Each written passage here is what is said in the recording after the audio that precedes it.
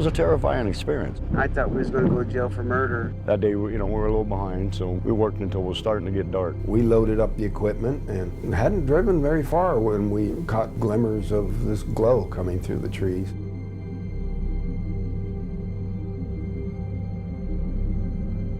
I urged Mike to hurry up and get up there. Travis had the door open before we even stopped.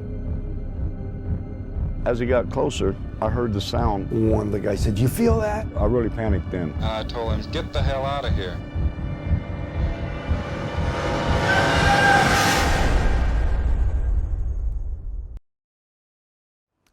Hi, my name's Jennifer Stein. I've completed a film called Travis, the true story of Travis Walton. In this film, you're going to see archived interviews of the logging crew, as well as new and updated interviews we've done. You're going to have a tour of the actual site where the UFO incident took place. We're going to learn about new forensic evidence which has come to light in the last 40 years. And you're going to be able to see the incredible experience that Travis Walton went through and how this has affected his life over the last 40 years. It was a terrifying experience, I imagine the most shook up one was probably Steve. He was only like 17. I think he actually lied about his age to get the job out there. Yeah, I was 17, so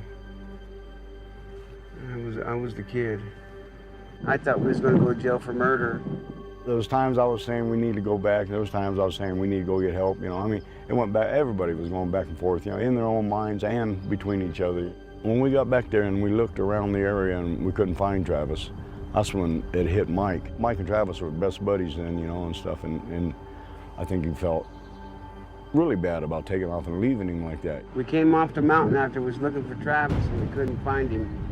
And we pulled in there and Kenny got out and called the sheriff's department. I think Kenny just told him it was a missing person. He didn't tell him what was up, It didn't come directly to me, it came to a deputy sheriff in Heber who called me on the phone, and then he gave me a little more detail on it about you guys coming in from the woods and something got your attention. A few minutes after we parked out in front of the station here, Deputy Ellison arrived. Three of us volunteered right away to get in his car with him and tell him what had happened. He says that he didn't believe us or disbelieve us. He was going to be neutral, but before we went up on the hill to for him to radio the sheriff, we better be certain. What the hell happened to this young man?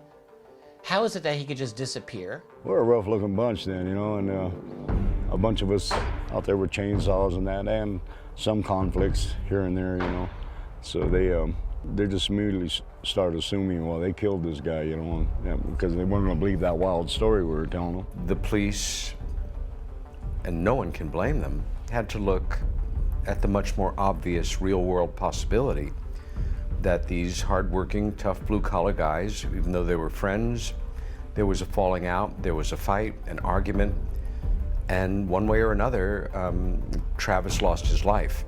The body was hidden.